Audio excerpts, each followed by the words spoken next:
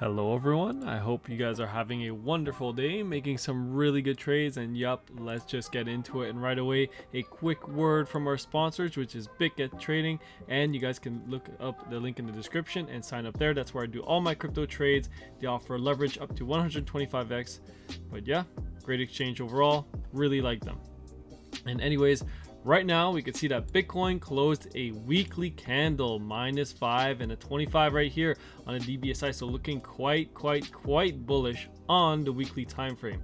Now we can see that Bitcoin is taking a slight dip now down to $20,046. We hit 23,000 not too long ago, a couple hours ago, and now we're just taking a big old dump towards the downside. But overall, weekly close looks bullish. So this week I'm expecting more upside and potentially hit maybe 30,000. So depending on market conditions, earnings, we got a lot of news this week. This week we are going to get. We'll just go over it right away. So Monday, nothing too big there.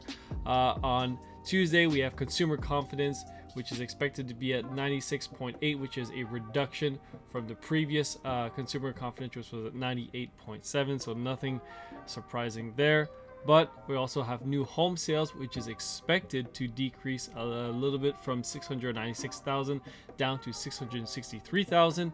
On Wednesday, we have the FOMC statement and the federal funds rate, which is expected to increase by 75 basis points. On Thursday, now Thursday is the advanced GDP quarter over quarter, and they are forecasting 0.4%, right? In my opinion, I think we are going to be negative. I think we are going to be in a recession. I'd be extremely surprised if the GDP is not negative.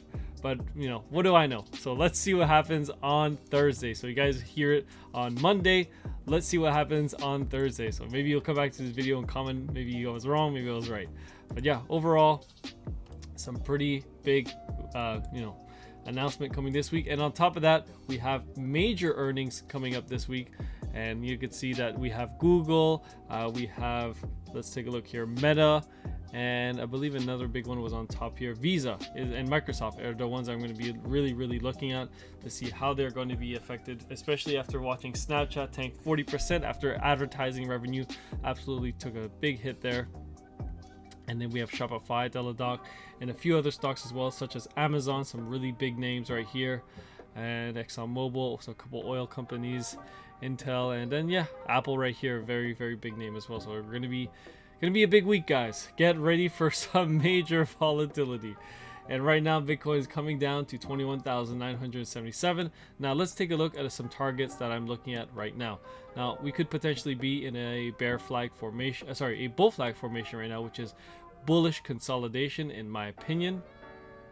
I think we could even come as low as 21,900, right where we stopped right there. I actually adjusted my trend line a little bit when I was making this, or sorry, my channel when I was making this. It's actually supposed to be around this level right here, exactly where we stopped. So if we do start to come down, potentially look for 21,600, but I expect this previous high to hold, so you might even hold 21,900, which is exactly where we are right now. But mind you, let's take a look at something else that we don't do enough on this channel, which I do when I'm doing my analysis, but I don't usually put on my videos.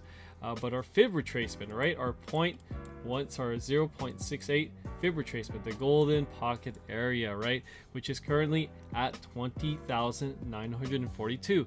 Another reason why I think we will potentially reach this level and bounce from there is that we have a beautiful green vector candle from Traders Realities indicator right here, and usually we recover. Like most of the times, I wouldn't say all the times, right? It doesn't mean we always recover. I mean, we do always recover them, but it, in a short period of time, it doesn't mean it has to recover right away. Just like these big red vector candles, eventually we will come back up and recover that $26,500 level, but it doesn't always have to happen right away. But potentially we might be coming all the way down to $20,813 right there. You can even take a look at the 1 hour time frames. These green vector candles most of the time always get recovered, and you can see that on the 1 hour we have again 20,993, and on top of that we have support coming in at a major trend line right here.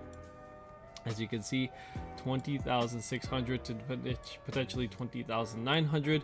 Again, this could be coming in on Thursday as well, so maybe we'll chop sideways until we reach this level, and then, you know, let's just see what happens. But I am still bullish on Bitcoin, right? I know a lot of people are very bearish, potentially looking for a rollover and then going down to 15,000. Again, that is still possible, right? But, you know, I think the probabilities are in a favor for us to get a rally to at least 26,000 to 27,000, and if we can keep going higher, maybe we'll reach 30,000. And same thing for Ethereum consolidating a little bit right here, and then, you know, if we do come back down, you're going to get some support around 1412, which is 1,412. Excuse me, I'm burping there, but overall things are looking up. Now let's keep going. Let's take a look at silver, gold. Silver, again, not moving too much right now in the overnight markets, and same thing for gold. Gold's dipping slightly below at this level right here, 1724, but overall staying flat. So maybe we'll get a pump back up to 1792. And that's a thing that a lot of people don't understand, is that, you know, once we go into a recession, they think that inflation will be solved, because in a recession you get lower prices, right? You get less demand, which will in turn cause prices to fall. But what people don't understand is the reason why we're going to recession is because of inflation. And inflation will get significantly worse as we go into it, right? The reason we're going into it is because inflation is so damn high, and people are just like, they're not comprehending the entire situation. But overall, you know, I'm still pretty bullish on gold. We tagged 1681 beautifully. We got a bounce from there. Expecting some upside for gold, but yeah, overall the macro term, I am very bullish on gold.